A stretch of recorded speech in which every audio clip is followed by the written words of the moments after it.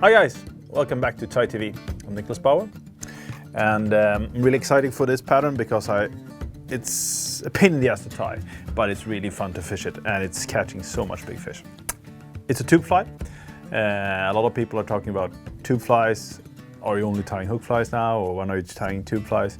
And to be honest, I think there's two different ways to fish pike in general when it comes to fly fishing. One is with tube flies and one is with hook flies. There are some really big benefits with tube flies. The first one is that you can damage so many hooks and the fly is still there. That's the first thing. You can fish in waters where you're getting snagged on logs or you're fishing stones, and I mean you can break so many hooks. With a tube fly, you just change the hook and you're good to go again. The second one is that it has a very, very good balance in the water.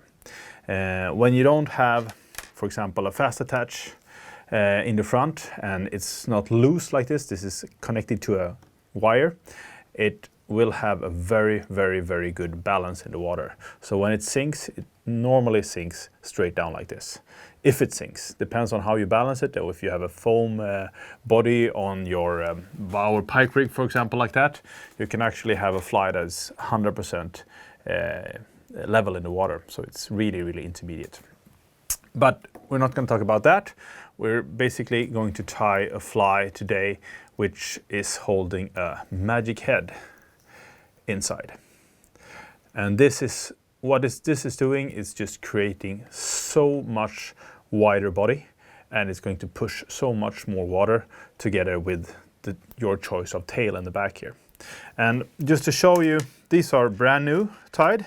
These are just basically been under the water to get a little bit nicer profile, because as soon as you tie these, they become quite wide and a little bit flared. You're gonna see it, the one we're tying now. So if you just rinse them underwater and have them hanging to dry, they're becoming a really nice shape to it. But what to show you here is this is the whole thing here, in my opinion. These are basically brand new tube flies. So this fly and this fly is basically the same fly underneath, except for one thing, and that's the magic head. And this one probably has 10 fish caught on it. This probably has a few fish caught on it. But the difference is here, when you put them flat onto the table here, you can see how much flatter this will be, and this is much, much, much higher up. And take these two flies, for example, who has at least 60 fish each caught on them.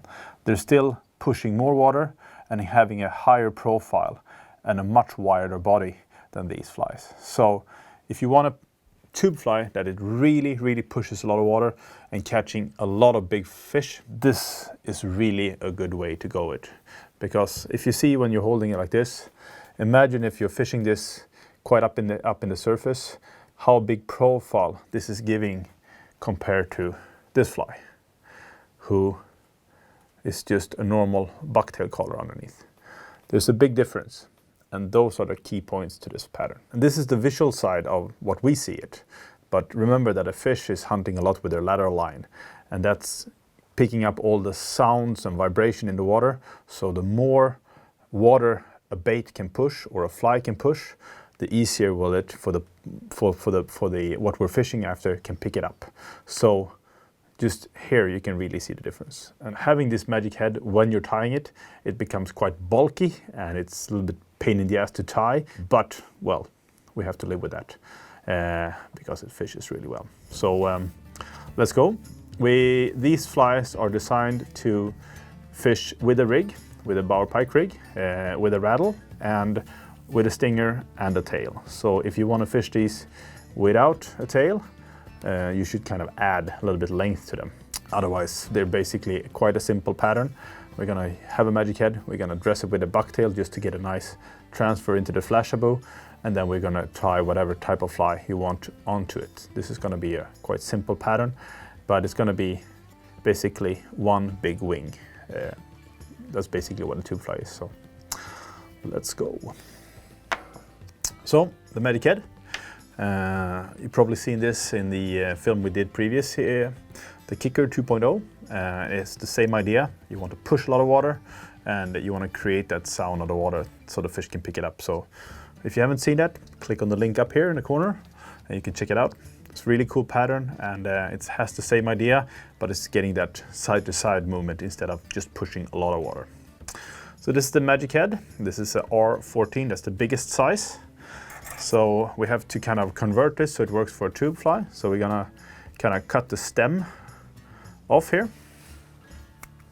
So we're gonna shorten that a little bit. I have my tube needle here. This is the Mark Penichon Master Vice, so you can kind of like, you have a tube version here if you want to, so you just fold it over. And there's different size needles. This one is made for the Bauer Pike tube, which is, we have it in different colors. This is the clear color. And this is a really, really strong plastic tube. And when you push with bucktail and you tie a lot on them, you don't want to be able to kind of compress these so you can press it together. You want to have that inner diameter keeping as original as possible so you can get that wire trace and whatever you want to get through here. And you also want to be able to kind of push or pull the hook so it actually is inside the tube like that. You don't have to have that, but I like to be able to do it at least, so I can pull it in and push it into the tube so it's actually situated there and it doesn't come out. Because sometimes I think that's a big advantage to have that hook situated in there. But sometimes it's also good to have it loose. You can play around with that yourself, but I like to have it pushed into the tube. And for these tubes, I run 0.6 millimeter or 0.6 gram Bauer Pike bead here, which is just to get that super good balance. So when you stop the fly, it doesn't go like this. It just keeps that level profile in the water. And of course, these guys are really bright with a lot of fluorescent material, and it's going to be a really bright attracting pattern so you can fish over big water and in a school of bait fish or whatever you want to do it.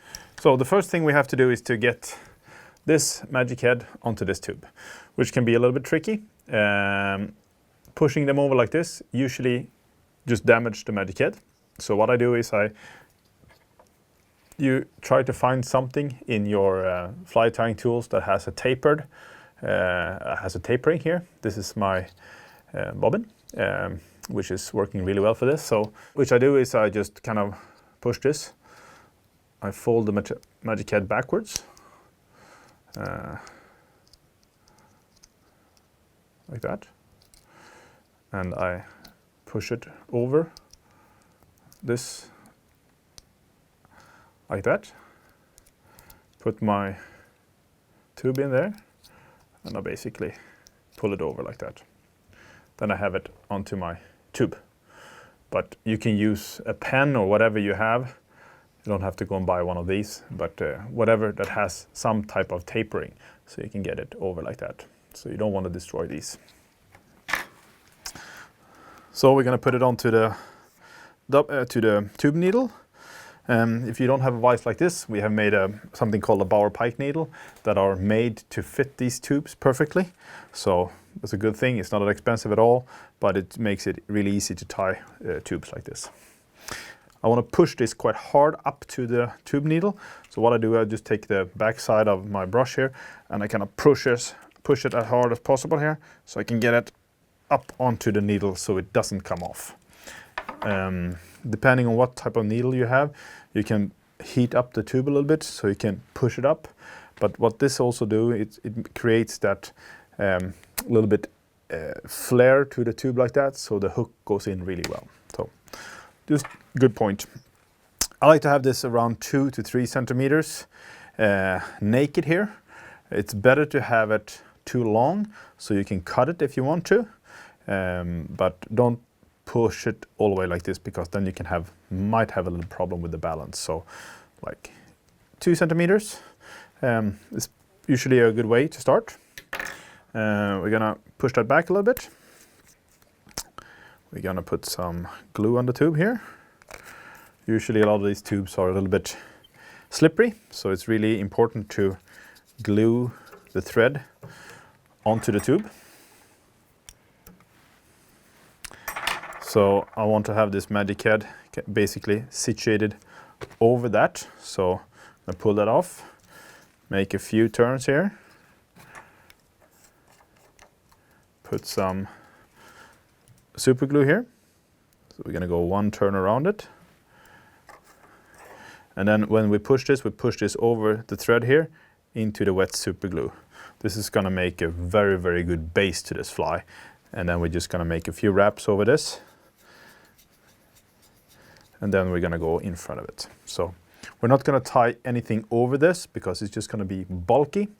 And what you have to remember now when you're tying on a tube, if it's the first time you're doing it, this profile is quite thick, you know, it's gonna be 3.5 millimeters. So you're not gonna have those nice, neat heads. You're gonna have quite big, bulky places where you tie in the fly. So you're gonna feel like a beginner when you tie them. It's not gonna be so you can make those 3-4 thread wraps and it's gonna be really nice and not a bulky head. You will have those, but in the end you can just hide everything with craft fur or big fly fiber or whatever you want to do, but you can just hide that and make that really nice ending. So don't get yourself stressed up with that, you know. It's going to be like that. So magic head, we are going to support this with some bucktail in any case because it just makes that nice transfer into the other materials. So we're gonna run normal bucktail. It's gonna be white, and I'm gonna run some gray too. So, but the gray is gonna be on the back. So what I'm gonna do, I'm gonna turn the tube around. We're gonna get myself a nice piece of white bucktail here. Preferably to get some from the lower part of the bucktail where you have a lot of air inside, because we are going to hollow tie this. You don't have to hollow tie it, but you're going to create even more volume there, so I don't see a bad thing doing it. So this gray one is not really perfect for the occasion here. It has a little bit too little air inside of the fibers, but we are going to run a few of these just to make it look good. I'm going to support that with a few strands of white so we get that right action to it. This is basically because the fibers are not really, or the hair, not the fibers actually, they don't really have the right material, in my opinion. They don't really contain as much air as I want to. That's why I'm mixing it up with a few strands of white here, so I get that right flare to it. It is a little bit harder when you're tying on a tube because you don't get that same pressure to the thread as you do if you tighten it straight onto a hook, because the hook is always metal and it doesn't give anything. It's just straight, really, really hard onto it. But in any case, we're gonna do white. So I've turned it around. Gonna try to flare this around as much as possible. I'm in front of the where I've tied the magic head in.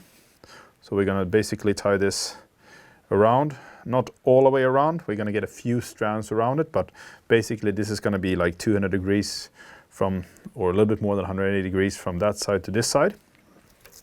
As you can see, it doesn't lift as much as if we would be tying on a hook.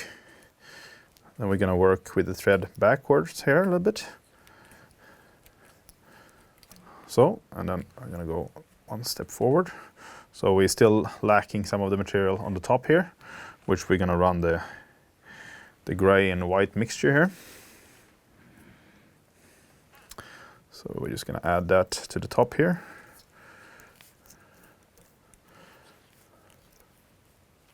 And we're gonna lift that material up slowly here.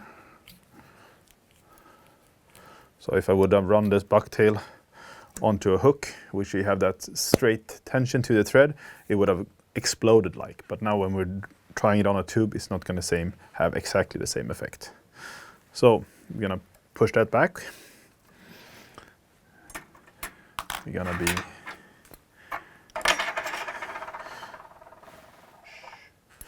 we're gonna take all these short here pointing the wrong way away.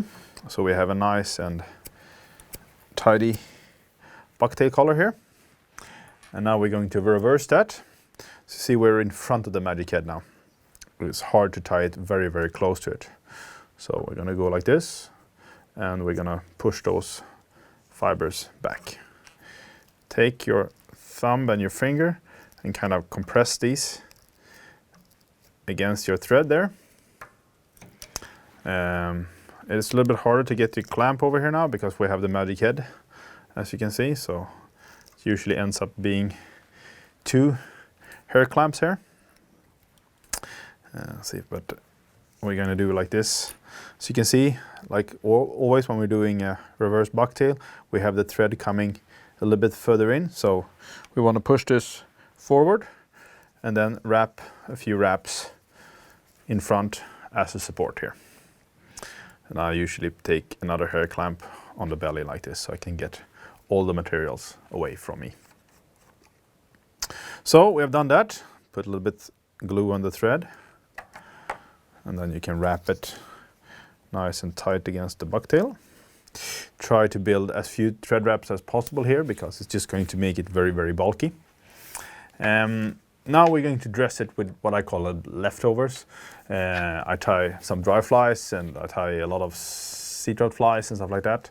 So I have a lot of materials. This is like a spey cape, which is really popular for tying pattegrisen. It's a very popular Danish pattern, or actually Swedish too, but you can see all the good feathers are basically taken away already. So what I do is I like to put some of these longer feathers into these flies because they are almost like hair and they're super nice to have in a pike fly. But you would never buy a cape like this just to use it for pike flies, but it's really good to put in there. You don't have to do this, but you can. What I would do if you don't have this, and it comes with both the spey and also some of the leftover dry fly hackles I have here, is to change it for ostrich. This is a very cheap material. It has almost the same effect and you can have it in so many cool colors, and this is the smart thing to do. But I'm gonna do the stupid thing, so I'm gonna choose some of the more expensive feathers here. But don't go and buy really expensive feathers just to tie a pike fly. That if you have it at home, or if you have a good friend that you can steal it from, go there.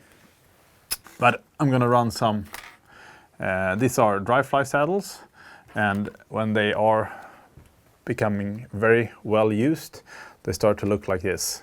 And there'll be some hackles that are not really good for dry flies at all. And instead of throwing these away, I like to put them into pike flies. So I'm gonna run some of these in white, and I'm gonna run some of these in a nice gray tone. And that's gonna be basically the back of the fly.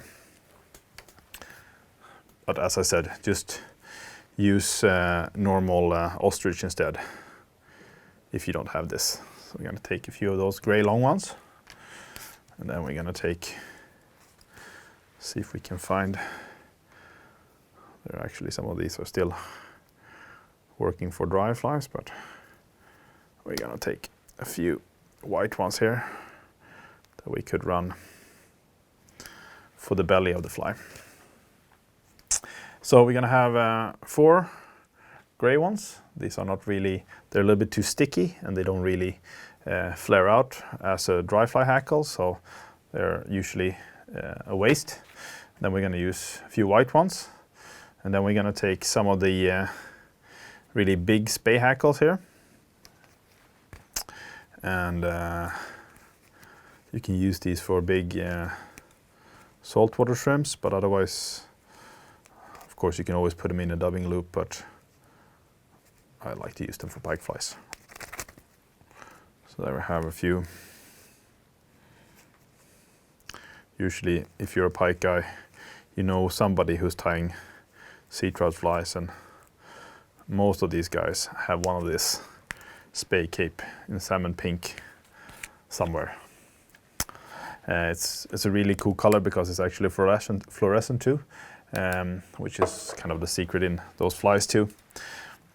So we put some glue on there. I'm gonna put a little bit more because these feathers are so much easier to tie in if you're tying them into wet glue.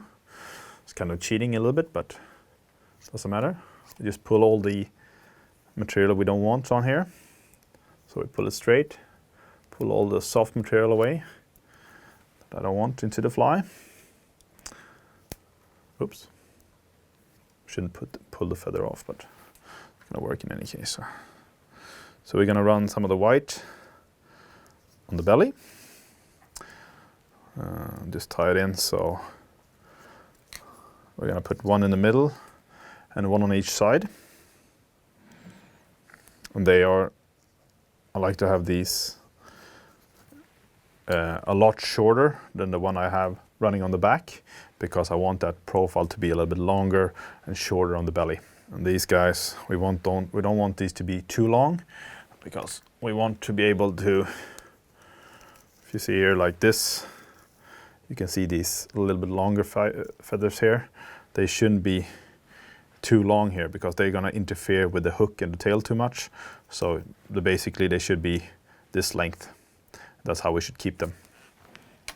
And they're hard to cut off afterwards, so we just tie them in, kind of spread them around the top here.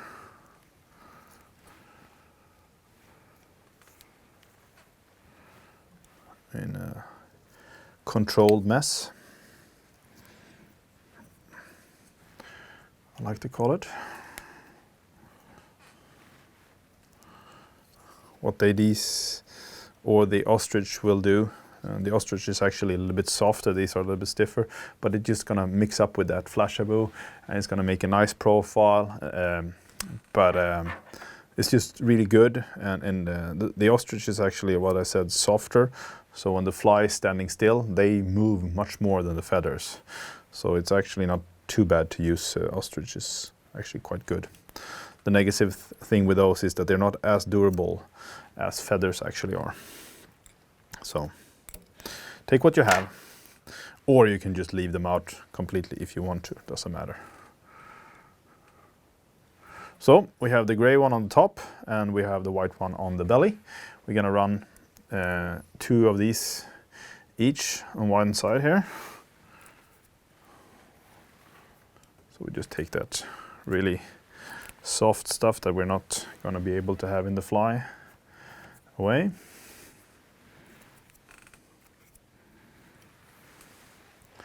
So we're going to put those 2 and 2, and I like them because this is from a rooster, a cape, so they are bent in a certain way, you know, they're bent that way, or if you fold them they're bent that way. So I like to kind of tie them so they follow the fly like that. If you tie them this way, they are going to stand out much more, so when you pull they're going to go in, but as soon as you stop the fly again they're going to move out a little bit like that. If you want that movement to it, you usually do that to poppers and stuff, but if you want that movement you can just twist them around. But I want these to be kind of lying flat with the sides, so I'm going to pull them, I'm going to tie them nice and flat on each side here. Just going to fold that over a little bit.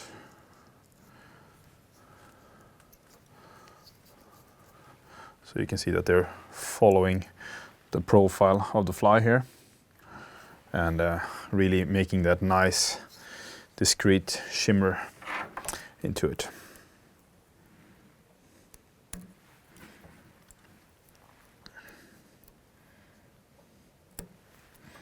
So we're gonna go run over with the 1 turn of glue here, just to make this nice and strong.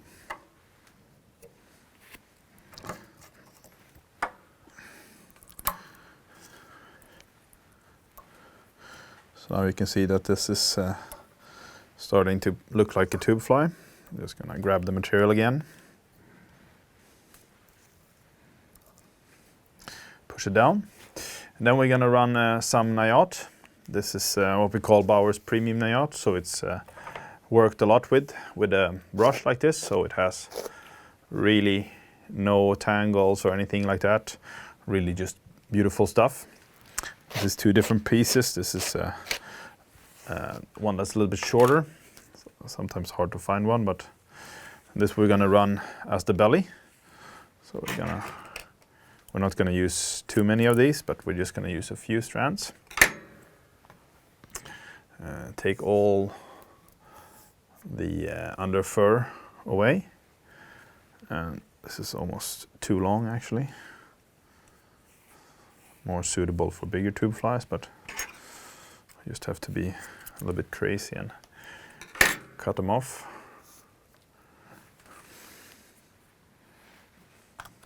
So then you just take the comb and you kind of run through it so you get up the volume of these fibers.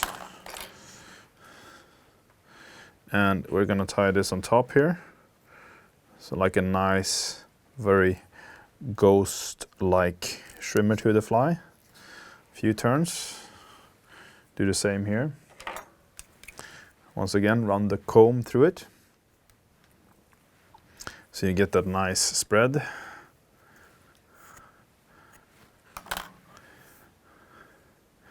We don't want to make the fly too bulky. We just want to have that nice shimmer to it. So just try to gently kind of run through it. Looking pretty good. So I'm just gonna cut the existing material off here.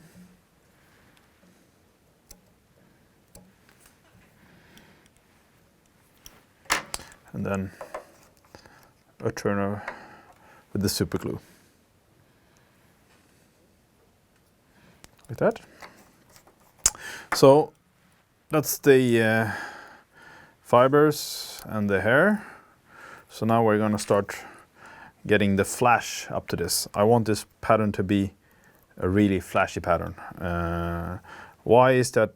I fish this a lot where there's a lot of bait fish, and I kind of have a tendency to fish it quite high up in the surface with a big tail, so it's creating a lot of noise and stuff like that. And it has been the flashier the better, even in really clear water. So I like this and I like it really flashy, so I'm going to keep it like that. What we are going to run is we're going to run 2 strands of a glow-in-the-dark Flashabou. And this is a Magnum and this is pink, but it's actually glow-in-the-dark, these a little bit wider one here. And then we're going to run some, or 99% of the material we're going to tie now are fluorescent. So we're going to make a big mixture of different Flashabou and some glow-in-the-dark stuff, so we can get that really, really nice glow kind of inside the fly, which is helping that Flashabou to really work in the favor I wanted to. So Flashabou Magnum from Hedron, awesome stuff. We're going to, this is a mixture of glow-in-the-dark and a mirage. We actually don't want the mirage at the moment, so we're going to take 2 strands here of the glow-in-the-dark stuff, which we are going to fold together and divide into 2 bunches. This we are going to tie on the sides as kind of a ladder line, but they're just going to be a glow-in-the-dark side. So take these 2, tie them in around 80-20 or 70-30, a little bit depending on how long this fly is going to be here. So tie them in, fold those on the side, do the same here, tie them in and fold. So that's going to be a very glow-in-the-dark side to it. Then we're going to run 3 different Flashabou for the tail, or for the back part of it at least. We're going to run shorter Flashabou in the front. We're going to use Mirage, we're going to use silver, and we are going to do this one that's called an Opal Magnum dyed in pink, which is a really, really nice color. Around 5 strands of each. You have to remember that we're going to fold them together and make them in half, so they are actually going to be multiplied with 2. So that's the opal. Maybe we do.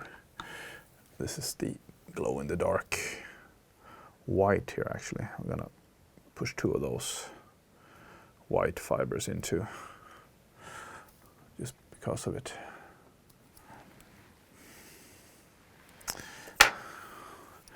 So that's done. We kind of fold that together.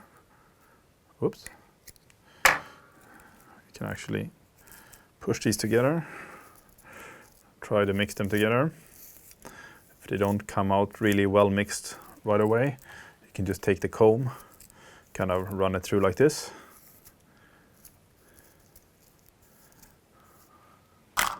There we go.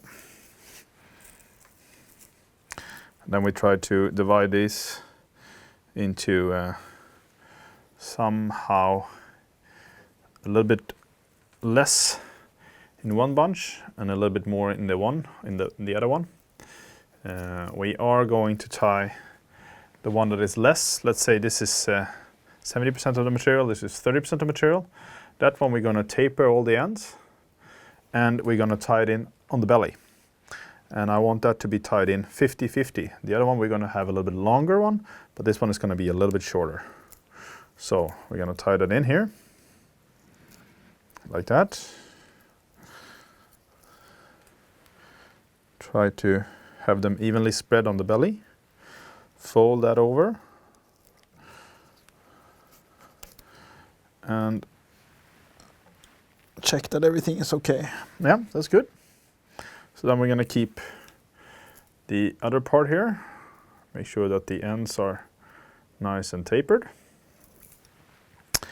And we are going to tie that in so it is almost the same length or as long as the other one is. So this is going to, in this case, it's going to be around 70-30 or 60-40.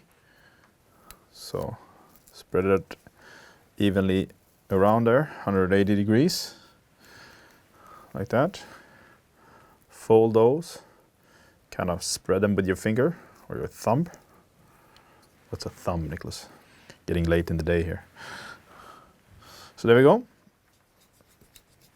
So now we have this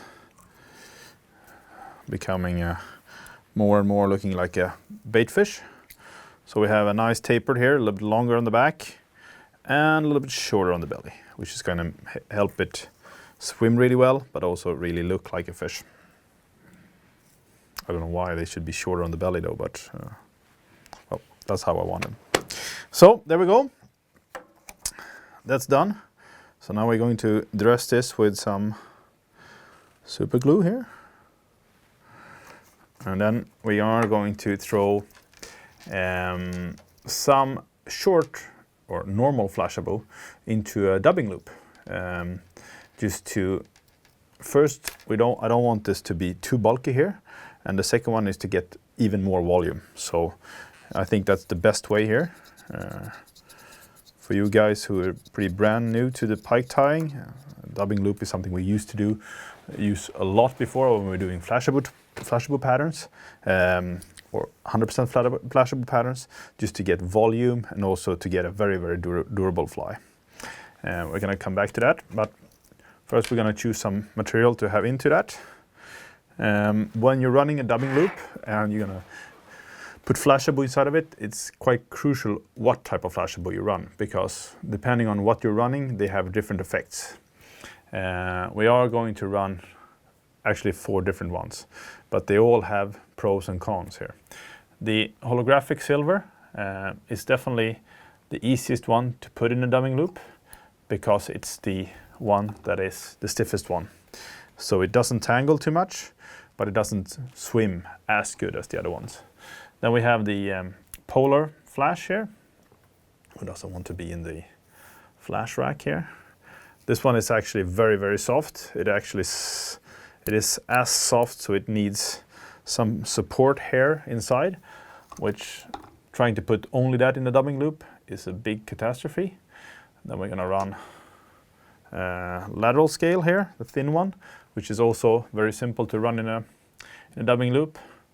And then we have the normal flashable, which also is quite tough to run in a dubbing loop because it's very, very soft.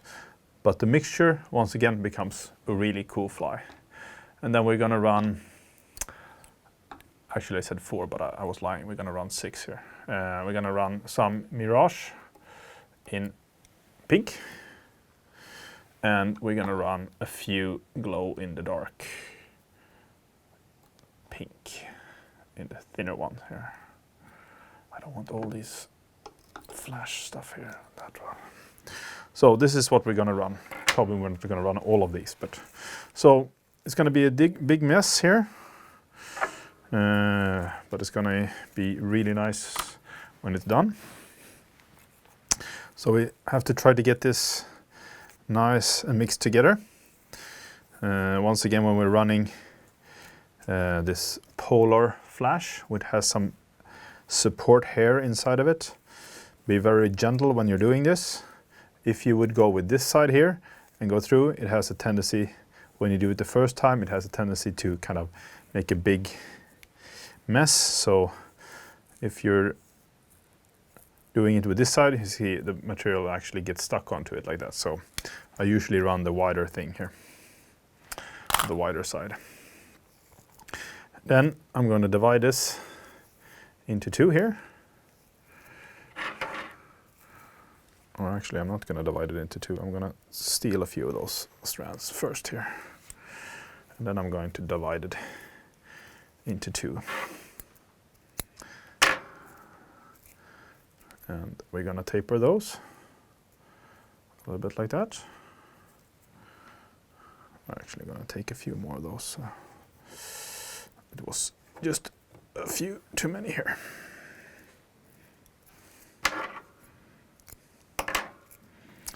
And why I did this is because trying to put really long flashable like this into a dubbing loop is usually more work than it's worth it. So what I'm going to do is I'm going to tie these on just like this first. And that's because when we tie this in a dubbing loop, the length of these are going to be this length. But I don't want these fibers to be this length and then all of a sudden we're coming into this short fibers. So I want that nice taper. So that's why I want to run some of these that are a little bit longer here. So basically tie these in like in a 50-50% here. Oops. Try to spread them and fold them.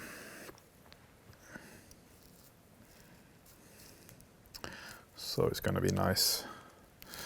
So what they will do is they're going to make that nice taper to it from this length all the way up to the almost full length here.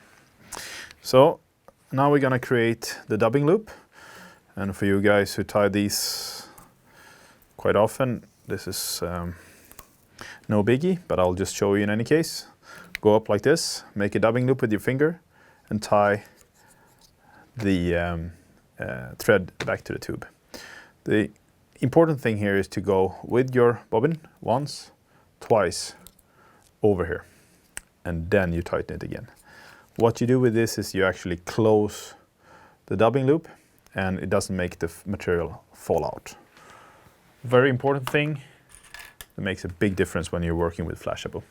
I run a dubbing tool called a Magic Twister, which is a really, really good dubbing twister when you want to do flashable because it doesn't go too fast and it's very simple to control, and it actually has an angle here, so it's very easy to hackle the flashable after it's done too. So we put it into the dubbing loop, run some wax. I think it's, well, it's not crucial, but I think everything becomes very easy when you're using flashable. If you wax the dubbing loop a little bit, then we're going to put the material inside the dubbing loop, push it in like that, and we're just going to kind of make a nice thin layer here and try to get as many fibers single onto the into the dubbing loop as possible. Something like that. Cannot really lift it up higher because they're going to start falling, but something like that. And then when you start twisting this, with this tool I just hold my fingers like this and I start twisting it. I hold it a little bit up, not straight, up like that, because then the fibers are falling that way. If you hold it this way, then they're falling towards you, which in this case is actually better because they don't tangle with the existing fly here. Something to remember. Then you keep the tension to the thread and you just start twisting it like this. So now you can see that, like the softest flashabou, which is the normal flashabou, it has a little bit a tendency to kind of tangle here. You just have to push them, lift them up as gentle as possible, without kind of making them all fuzzy. And then when you pull them in here and they're stuck to the thread, then you're good to go. So you just kind of moisten your fingers a little bit and you compress the material. So you kind of, we call it doubling. So you get all the material on one side. So you become like a hackle like this. So all the material on one side of the thread. Then it's very easy to hackle this. So the thread is already in front here. So what I want to do now is I just want to hackle this and kind of make this big head, which I have here, vanish. So a little bit magic there. And then I go one turn here with this over the material, so I kind of lock it in place. And then I go over with the thread. Oh, I actually want to back that up once. I just want to back that thread one turn back and then I lock it. So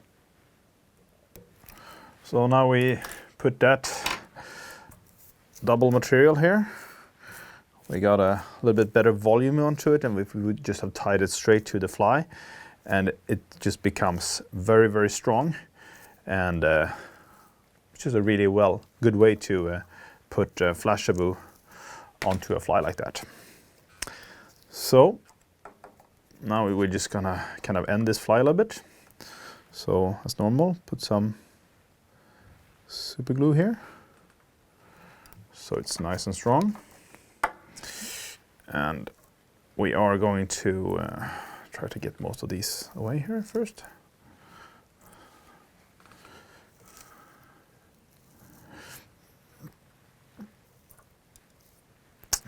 This one was a pain in the ass, so I'm just gonna cut that away.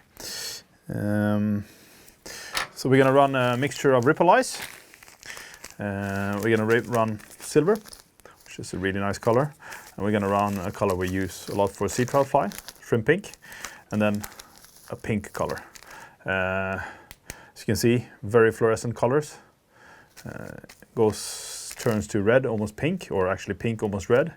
And this one is, as it's still is a shrimp color, but it becomes really, really orange. So we want to do a nice mixture of these.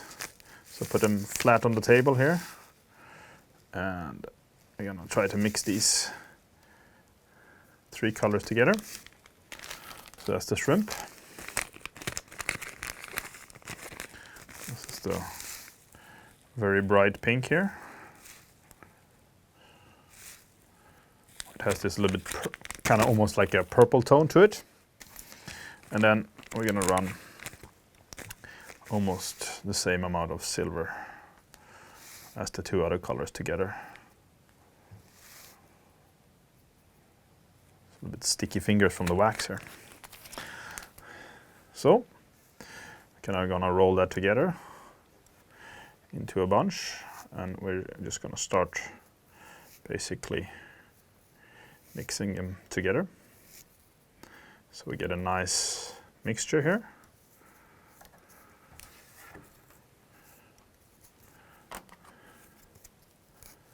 We're just gonna, now ripple ice is not a really strong material. It's quite, at least the pearl colors are not that strong, so you have to be a little bit gentle.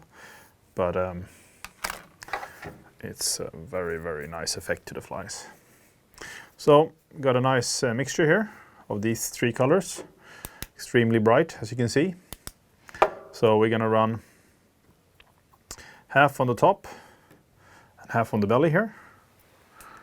We're gonna tie it in front of this, and we're gonna tie it in basically 70-30 here. So tie it against a little bit. Try to tie it, spread it 180 degrees around. Fold that, tie it over. And we're gonna do the same on the belly. Tie it in. Make sure it's spread evenly around. Fold it back, push with the thumb, and make a few turns. So if you want to have an extremely flashable or flashy pattern, you can end the fly here and just glue the eyes on there, and you have a super cool one. I just want to make it a little bit more of a white head to it. So I'm going to run some Predaturdubbing. This one is pearl, and when the pearl comes in the water, it actually becomes translucent. So all these fibers that are underneath here is actually going to be kind of moving through the material in a super cool way, which I just love it. So that's why I want to run pearl on top of this. I'm going to push a few strands of silver into the pearl just to get a cool effect. But I'm not going to run, it's not going to be a super bulky head, it's just going to be a very subtle head to it, because it's already basically done the fly.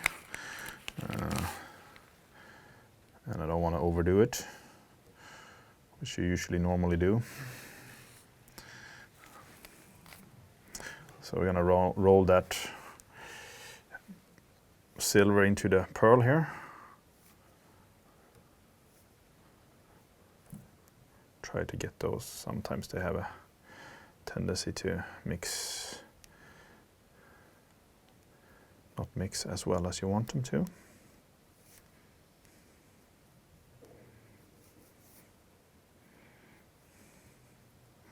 Something like that. So, and now I just want to kind of get this very nice and gently one turn around the whole fly here. So we're just going to run one very gentle turn around here, trying to get this nice and evenly spread. So we can do that. Sometimes you need to make a few tries to get it perfect. I don't want this to be too bulky. I just want it to be like a very nice and discreet white over this. It's just going to make it look super cool in the water. Actually much cooler in the water than it is dry, but you just have to trust me. And now when we come to this, I don't want to make too many turns with my bobbin here and with my thread. So what I'm going to do is I'm going to kind of just make sure that I make a few turns so everything is nice and secure. I'm going to put some super glue on the thread, and we are, except for two eyes, we are done.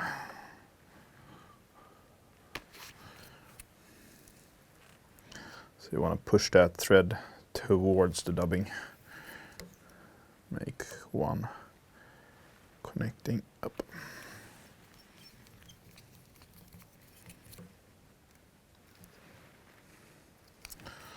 There we go. And we're done.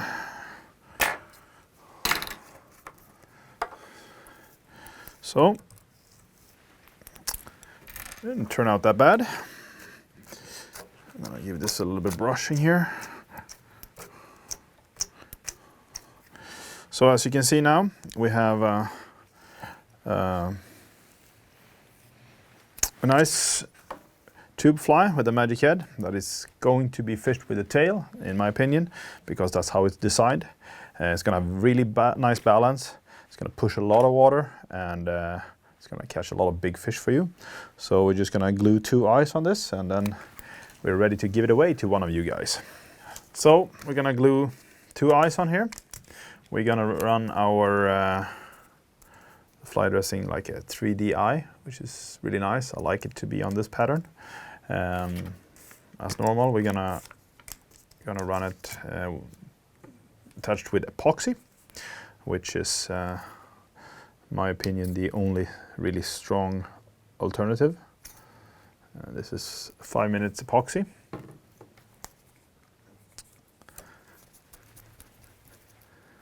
Whoops. With a Flashaboo.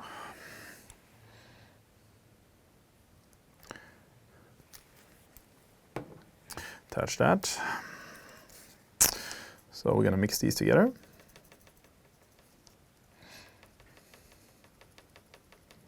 First it becomes a little bit murky, and then the epoxy becomes clear, and then it's 100% mixed.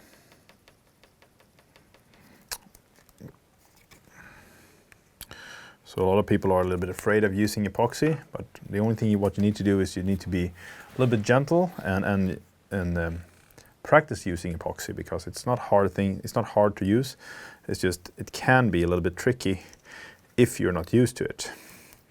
And don't freak out if you get a little bit of epoxy into the fly, because as soon as it's dry, you can just kind of like pull that off. So we're just gonna wet the fingers a little bit so you can get all these short, small fibers here away. You have to remember where you have the back. I have my back here, so I want the eyes to be positioned. I've basically lined up the vise so it's supposed to be straight. I cut the tube off, so it's just 1 millimeter in front. And what we're going to do is going to put a little bit layer of epoxy here from where the tube ends. You don't have to burn a tube or something like that, like the salmon guys do, because we don't have anything that will go forward here. I never had a tube breaking forward. And then we're gonna attach these, and we're just gonna have these kind of going straight where the tube ends. I'm gonna put a drop of UV glue here, which is going to make it look really nice. Oops, that was a quick one.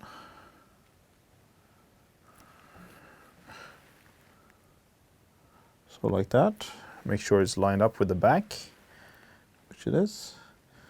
Push them in so all the glue really goes into the material. And when you have them lined up, you're happy with that, we push this hair clamp over.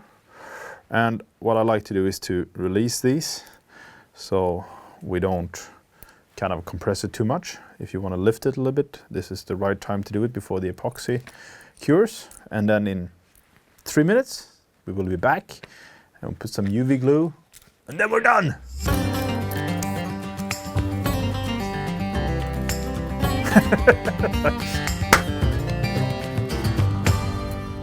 That was the quickest 5 minutes or 2 minutes in your life, probably.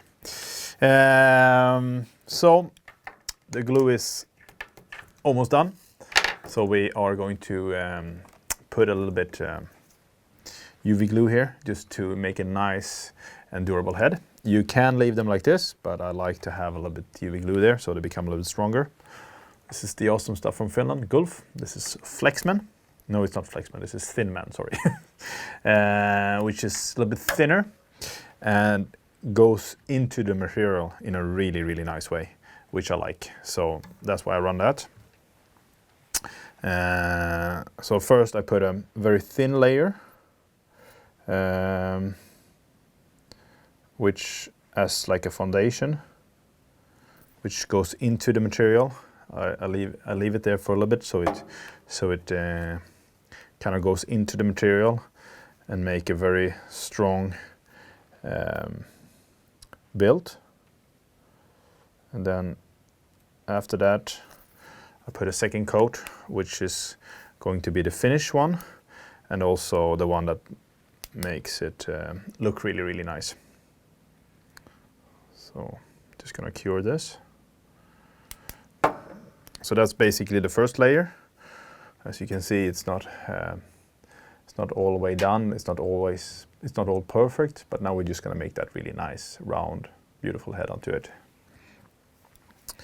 So here you can choose a different viscosity. You can use a classic one or actually a fat man too, just to get a little bit thicker layer.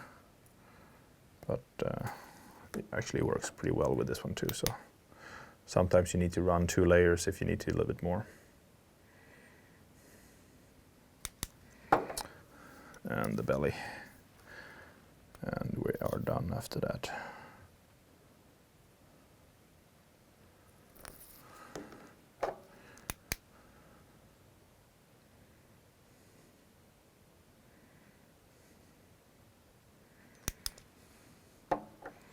Okay, happy with that. Clear this one. Make sure I'm not pointing myself with the dubbing needle or with the tube needle. So there we go, boys and girls. A really water pushing tube fly. And after it's been in the water the first time, it's gonna look really nice and slim. Really fluorescent colors to it. We are going to turn off the light here a little bit so you can see how it looks.